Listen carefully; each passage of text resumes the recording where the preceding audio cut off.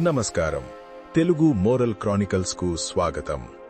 పవిత్రమైన రామాయణ మహాకావ్యంలో సకల చరాచర జగత్తును పులకరింపచేసే అత్యంత మధురమైన అద్భుతమైన ఘట్టంలోకి ఇప్పుడు మనం అడుగుపెడుతున్నాం. గత ఎపిసోడ్ ముగింపులో శ్రీరాముని పాదస్పర్శతో పతివ్రత అయిన అహల్యకు శాప విమోచనం కలగడం, ఆ తరువాత విశ్వామిత్ర మహర్షి రామలక్ష్మణులను వెంటబెట్టుకుని మిథిలానగరపు పొలిమేరలకు చేరుకోవడం మనం చూశాం. ఇప్పుడు ఆ మిథిలానగరంలో ఏ అద్భుతం జరగబోతోందో, జగన్మాత సీతాదేవిని శ్రీరాముడు ఎలా కలుసుకోబోతున్నాడో ఈ ఎపిసోడ్ 9లో కళ్లకు కట్టినట్లుగా తెలుసుకుందాం. గౌతమాశ్రమం నుండి బయలుదేరిన రామలక్ష్మణులు, విశ్వామిత్రుడు మిథిలానగరపు ప్రధాన ద్వారం గుండా లోపలికి అడుగుపెట్టారు. ఆ నగరం సాక్షాత్తు దేవేంద్రుని రాజధాని అయిన అమరావతి అంత అందంగా ఉంది. విశాలమైన వీధులు, ఆకాశాన్ని తాకే రాజభవనాలు, బంగారు కలశాలతో, ప్రతి ఇంటి ముందు ఎగురుతున్న ధర్మ పతాకాలతో ఆ నగరం మురిసిపోతోంది. గాలిలో ఎటు చూసినా హోమగుండాల నుండి వస్తున్న పవిత్రమైన యజ్ఞధూపం సువాసనలు వెదజల్లుతోంది. వేద మంత్రాల ఘోషతో ఆ నగరం మొత్తం అత్యంత పవిత్రంగా వెలిగిపోతోంది. విదేహరాజైన జనక మహారాజు చేస్తున్న మహాయజ్ఞాన్ని చూడడానికి, సీతా స్వయంవరంలో పాల్గొనడానికి నలుదిక్కుల నుండి రాజులు, మహారాజులు, మహర్షులు ఎందరో అక్కడికి చేరుకున్నారు. బ్రహ్మజ్ఞాని అయిన విశ్వామిత్ర మహర్షి తమ నగరానికి విచ్చేశాడన్న వార్త వేగుల ద్వారా జనక మహారాజుకు చేరింది. జనక మహారాజు సామాన్యుడు కాదు. ఆయన రాజ్యాధికారంలో ఉన్నప్పటికీ మనసులో ఎలాంటి కోరికలు, అహంకారం లేని గొప్ప తపస్శాలి. అందుకే ఆయన్ని రాజర్షి అంటారు. విశ్వామిత్రుడు వస్తున్నాడని తెలియగానే జనక మహారాజు తన కులగురువైన శతానందుణ్ణి, అంటే గౌతమ మహర్షి అహల్యల కుమారుణ్ణి వెంటబెట్టుకుని రాజమర్యాదలతో ఎదురెళ్లి విశ్వామిత్రునికి ఘనంగా స్వాగతం పలికాడు. తన తలపై కిరీటం తీసి పక్కన పెట్టి అత్యంత భక్తితో ఆ బ్రహ్మర్షి పాదాలకు నమస్కరించి పాదపూజ చేసి వారిని మర్యాదగా యజ్ఞశాలకు తీసుకెళ్లాడు. సరిగ్గా అప్పుడే జనక మహారాజు కళ్ళు విశ్వామిత్రుని వెనక చేతిలో ధనుస్సులు పట్టుకుని సూర్యచంద్రుల్లా వెలిగిపోతున్న విశాలమైన ఛాతీ, ఆజానుబాహువులు గల ఆ ఇద్దరు యువకుల మీద పడ్డాయి.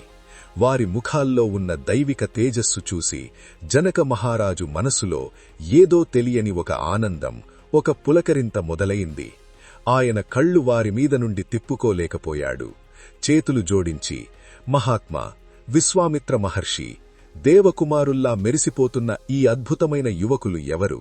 వీరిని చూస్తుంటే సాక్షాత్తు నరనారాయణులు భూమి మీదకు నడిచివచ్చినట్లుగా ఉంది. నా కళ్ళు వారిని చూసి ఎంతగానో మురిసిపోతున్నాయి. నా హృదయం ఆనందంతో ఉప్పొంగుతోంది. దయచేసి వారెవరో చెప్పండి అని అడిగాడు. అప్పుడు విశ్వామిత్రుడు చిరునవ్వుతో, మహారాజా, వీరు అయోధ్యకు రాజైన దశరథుని కుమారులు, రామలక్ష్మణులు. సాక్షాత్తు వశిష్ఠుని వద్ద సకల విద్యలు నేర్చిన మహావీరులు. నా యజ్ఞాన్ని నాశనం చేస్తున్న భయంకరమైన మారీచ సుబాహులను మట్టికరింపజేసి నన్ను రక్షించారు. దారిలో వస్తూ రాతిగా పడి ఉన్న అహల్యకు శాప విమోచనం కూడా కలిగించారు. నీ దగ్గర ఉన్న మహా అద్భుతమైన శివధనుస్సును చూడాలన్న కోరికతో నాతో పాటు ఇక్కడికి వచ్చారు అని పరిచయం చేశాడు. తన కన్నతల్లి అహల్యకు 1000 ఏండ్ల శాపం తొలగిపోయిందని విన్న ఆమె కుమారుడు శతానందుడు ఆనందంతో కన్నీళ్లు పెట్టుకుని శ్రీరామునికి చేతులెత్తి నమస్కరించాడు. పసివయస్సులోనే మహారాక్షసులను వధించిన రాముని పరాక్రమాన్ని విన్న జనక మహారాజు ఆశ్చర్యంతో భక్తితో ప్రణామం చేశాడు. రామలక్ష్మణులకు తన అంతఃపురంలో అత్యంత గౌరవంగా బస ఏర్పాటు చేసిన తరువాత ఆ సాయంత్రం జనక మహారాజు వారితో ఎంతో ఆప్యాయంగా ముచ్చటించడం మొదలుపెట్టాడు. అప్పుడు రామలక్ష్మణులు వినయంగా, మహారాజా, శివధనుస్సు అంటే ఏమిటి?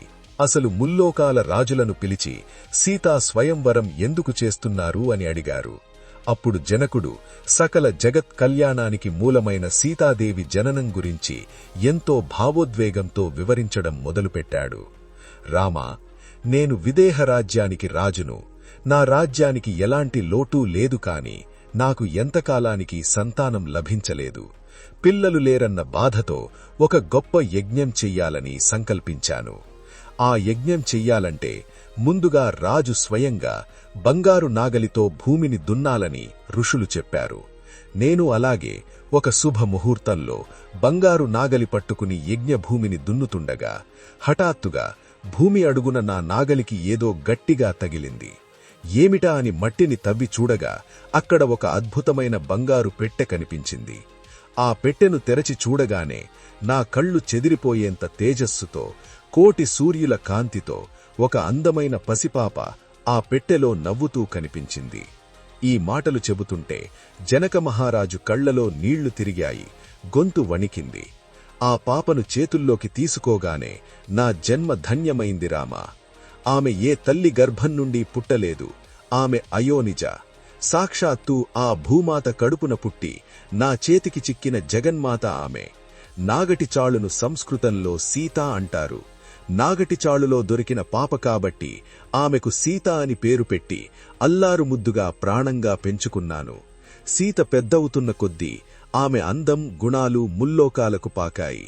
ఆ జగన్మాతలాంటి నా సీతమ్మకు ఏ సామాన్యుణ్ణి పడితే వాడినిచ్చి పెళ్లి చెయ్యలేను రామా. అసమానమైన పరాక్రమం ఉన్న వీరుడికే నా సీతను ఇస్తానని నేను వీర్య శుల్కం అంటే పరాక్రమాన్ని నిరూపించుకునే పరీక్షను ప్రకటించాను. ఆ పరీక్షే ఈ శివధనుస్సు అని అన్నాడు. సీతాదేవి జననం గురించి విన్న శ్రీరాముడు, మహారాజా, అయితే మీ దగ్గర ఉన్న ఆ శివధనుస్సు చరిత్ర ఏమిటి, అది మీకు ఎలా వచ్చింది అని ఆసక్తిగా అడిగాడు. అప్పుడు జనకుడు ఆ మహాధనుస్సు చరిత్రను వివరించాడు. రామా, పూర్వం దక్ష ప్రజాపతి ఒక గొప్ప యజ్ఞం చేస్తూ తన అల్లుడైన పరమశివుణ్ణి పిలవకుండా ఘోరంగా అవమానించాడు. ఆ యజ్ఞగుండంలో దూకి ద్రాక్షాయణి అంటే సతీదేవి తన ప్రాణాలు విడిచింది. ఆ కోపంతో రగిలిపోయిన పరమశివుడు దక్షుని యజ్ఞాన్ని నాశనం చేసి యజ్ఞానికి వచ్చిన దేవతలందరినీ సంహరించడానికి ఈ భయంకరమైన ధనుస్సును ఎక్కుపెట్టాడు. ఆ ధనుస్సు చూసి దేవతలంతా భయంతో వణికిపోయి శివుని కాళ్లమీద పడి క్షమించమని వేడుకున్నారు. అప్పుడు శాంతించిన శివుడు ఆ ధనుస్సును నా పూర్వీకుడైన దేవరాధ మహారాజుకి బహుమతిగా ఇచ్చాడు. అప్పటినుండి ఈ శివధనుస్సు మా వంశంలో అత్యంత భక్తిశ్రద్ధలతో పూజలందుకుంటోంది.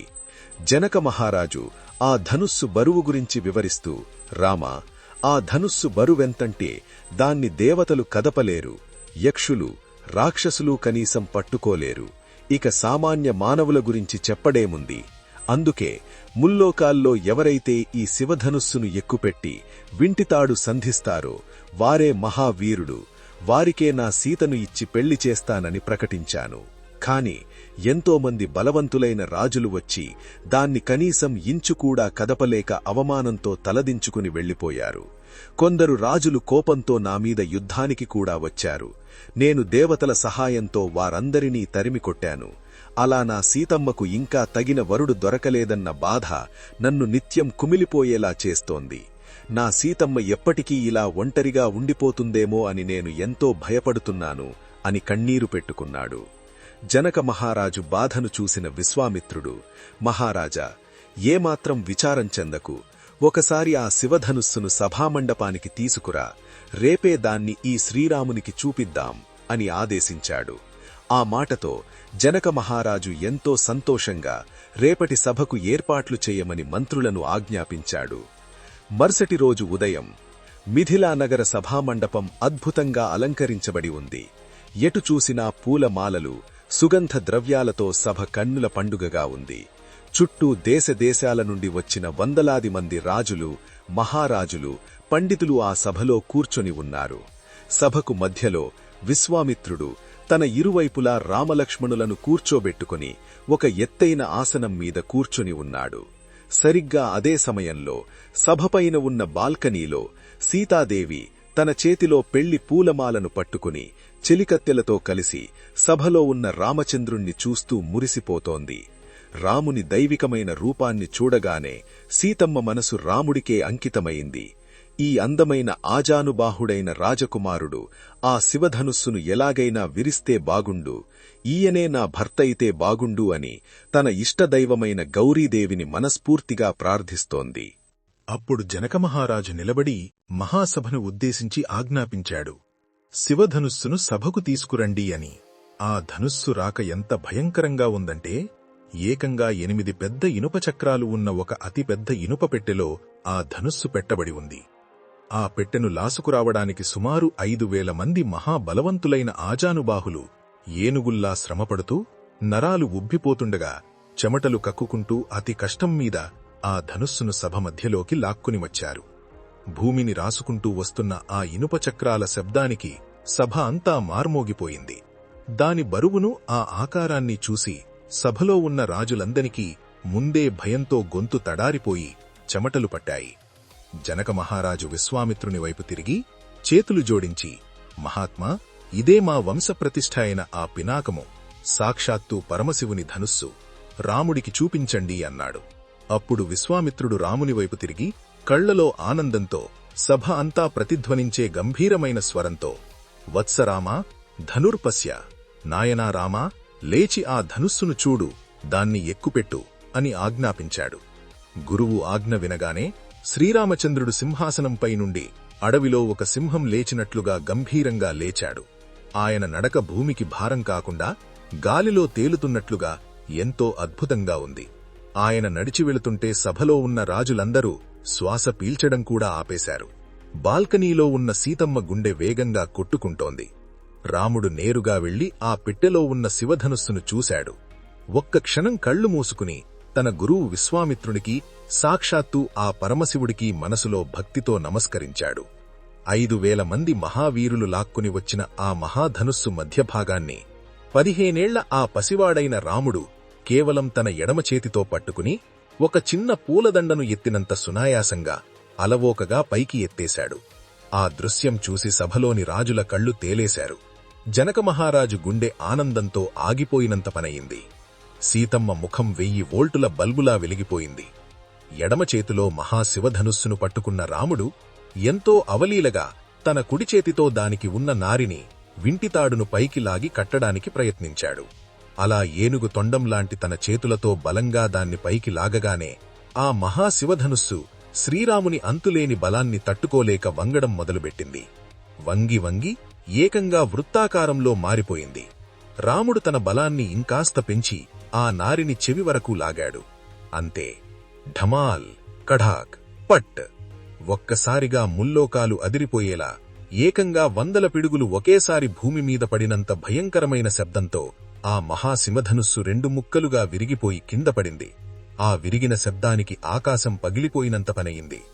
విశ్వామిత్రుడు, జనక మహారాజు, రామలక్ష్మణులు మినహా సభలో ఉన్న మహామహారాజులు, మంత్రులు, పండితులు, ప్రజలందరూ ఆ శబ్దం భరించలేక భయంతో స్పృహ తప్పి కింద పడిపోయారు. భూమి ఒక్కసారిగా కంపించింది. దశదిశలు దద్దరిల్లాయి. వెంటనే ఆకాశం నిర్మలంగా మారింది. దేవతలు జై శ్రీరామ్, జై సీతారాం అంటూ సంతోషంతో పూలమాన కురిపించారు. కిందపడినవారు మెల్లగా స్పృహలోకి వచ్చి చూసేసరికి ఒక చేతిలో విరిగిన శివధనుస్సును పట్టుకుని ముసిముసి నవ్వులు నవ్వుతూ శ్రీరామచంద్రుడు నిలబడి ఉన్నాడు. జనక మహారాజు ఆనందానికి అసలు హద్దులేలేవు. బాల్కనీలో నుండి సీతమ్మ అప్పుడే వికసించిన తామర పువ్వులా సిగ్గుపడుతూ చూస్తోంది. జనకుడు పరుగెత్తుకుని వచ్చి విశ్వామిత్రుని పాదాలపై పడ్డాడు. కన్నీళ్లు కారుస్తూ రాముడి దగ్గరకు వెళ్లి 2 చేతులు పట్టుకున్నాడు. రామా, నీ పరాక్రమం ముల్లోకాల్లో ఎవరికీ సాధ్యం కాదయ్యా. నా సీతమ్మకు సరైన వరుడివి నువ్వే అయ్యా. ఇన్నాళ్లకు నా జన్మ ధన్యమయింది, నా వంశం పావనమయింది అని ఆనంద భాష్పాలు రాల్చాడు. జనక మహారాజు వెంటనే విశ్వామిత్రుని అనుమతి తీసుకుని, మహాత్మా, నా పెద్ద కూతురు సీతను శ్రీరామునికి, అలాగే నా 2వ కూతురైన ఊర్మిళను లక్షణగల ఈ లక్ష్మణుడికి ఇచ్చి వివాహం చెయ్యాలని నిశ్చయించుకున్నాను. మీరు అనుమతిస్తే ఇప్పుడే అయోధ్యకు నా మంత్రులను పంపి దశరథ మహారాజును సపరివారంగా మిథిలకు ఆహ్వానిస్తాను అని అడిగాడు. దానికి విశ్వామిత్రుడు ఎంతో సంతోషంగా సమ్మతించాడు. వెంటనే వేగంగా వెళ్లే అశ్వాలపై మిథిల మంత్రులు అయోధ్య నగరం వైపు బయలుదేరారు. సమస్త లోకాలకు తల్లిదండ్రులైన లక్ష్మీనారాయణులు భూమి మీద సీతారాములుగా ఒకటవ్వడానికి ముహూర్తం ఖరారైంది. ఆ వార్త విన్న దశరథుడు ఎలా స్పందించాడు? సీతారాముల మహా అద్భుతమైన కళ్యాణం ఎలా జరిగింది? ఆ కళ్యాణం పూర్తయిన తర్వాత భార్యతో కలిసి తిరిగి అయోధ్యకు వెళుతున్న శ్రీరాముడికి దారిలో ఆ శివధనుస్సును విరిచాడన్న కోపంతో సాక్షాత్తూ పరశురాముడు అడ్డువచ్చి చేసిన భయంకరమైన సవాలు ఏమిటి అన్న ఉత్కంఠభరితమైన ఘట్టాలను మనం తరువాతి ఎపిసోడ్లో తెలుసుకుందాం. ఈ కథలో మనం తెలుసుకోవలసిన గొప్ప నీతి, మనం ఎంతటి గొప్ప పని చేసినా రాముడు శివధనుస్సును విరిచినట్లుగా మనలో ఏమాత్రం అహంకారం, గర్వం లేకుండా పెద్దల, గురువు ఆజ్ఞను పాటించడమే నిజమైన వీరుని లక్షణం. అలాగే దేవుని మీద భారం వేసి ఎదురుచూస్తే మనకు వచ్చే కష్టాలన్నీ తొలగిపోయి జనక మహారాజులా సరైన సమయంలో ఒక గొప్ప అదృష్టం మన ముంగిటకు వస్తుంది. ఇలాంటి మరిన్ని అద్భుతమైన రామాయణ కథల కోసం మన తెలుగు మోరల్ క్రానికల్స్ ఛానల్ను లైక్ చేయండి, మీ ఆత్మీయులకు షేర్ చేయండి, మరియు దయచేసి సబ్స్క్రైబ్ చేసుకుని బెల్ ఐకాన్ ప్రెస్ చేయడం మర్చిపోకండి. తరువాతి ఎపిసోడ్లో సీతారామ కళ్యాణ మహోత్సవంతో మళ్లీ కలుద్దాం. నమస్కారం.